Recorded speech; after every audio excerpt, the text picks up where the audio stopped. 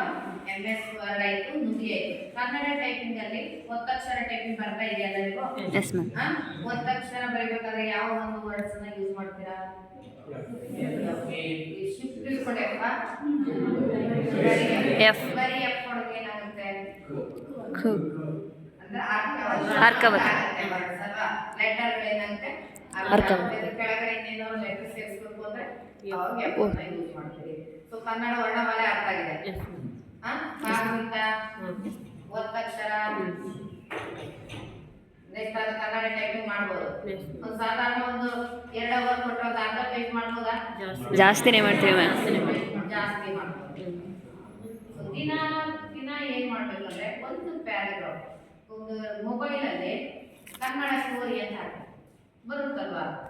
So ಇಲ್ಲ ಕನ್ನಡಕ್ಕೆ ಸಂಬಂಧಿಸಿದ ಯಾವ್ದಾದ್ರು ಹಾಕೊಂಡು ಡೈಲಿ ಮೊಬೈಲ್ ನೋಡಿ ರಾತ್ರಿ ಒಂದು ಪ್ಯಾರಾಗ್ರಾಫ್ ಟೈಪ್ ಮಾಡೋದು. ಹುಡುಗಿಯರು ಬೆಳಗ್ಗೆ ಬಂದು ಮಾಡೋದು ಡೈಲಿ. ಕನ್ನಡ ಜಾಸ್ತಿ ಬೇಡ, 10 ಲೈನ್ ಆದ್ರೂ ಸಾಕು. 10 ಲೈನ್, ಓನ್ಲಿ 10 ಲೈನ್ ಬರೆದ್ರೆ ಟೈಪ್ ಮಾಡಿ ಡೈಲಿ. ಟೆಸ್ಟ್ ಸೈಜ್ 11 ಇಟ್ಕೊಳ್ಳಿ. 11 ಇದೆಯಲ್ಲ ಮಿನಿಮಮ್. ಸೊ 11 ಇಟ್ಕೊಂಡು 10 ಲೈನ್ ಡೈಲಿ ಟೈಪ್ ಮಾಡಿ.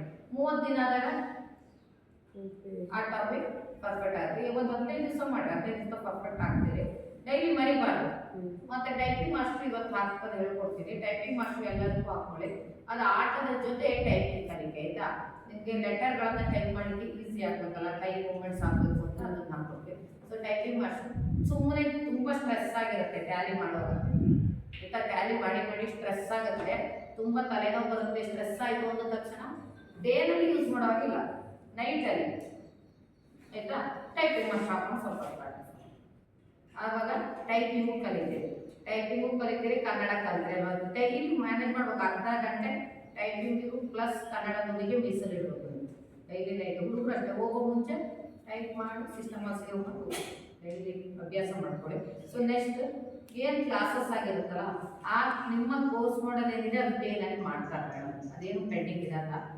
ಮತ್ತೆ ನಿಮಗೆ ಈ ಹಿಂದೆ ನನ್ನ ಸ್ಟೂಡೆಂಟ್ಸ್ ಇದ್ದಾರೆ, ಸಾಧಾರಣ ಎಸ್ಟಿಮೇಟ್ ಸ್ಟೂಡೆಂಟ್. ಕೆಲವರು ಜ್ಯುವೆಲರಿ ಶಾಪಲ್ಲಿ ಕೆಲಸ ಮಾಡ್ತಾರೆ, ಕೆಲವರು ಕಂಪ್ನಿಗಳಲ್ಲಿ ಕೆಲಸ ಮಾಡ್ತಾರೆ. 30 ರಿಂದ 40 ಜನ ಇದ್ದಾರೆ. ಸೊ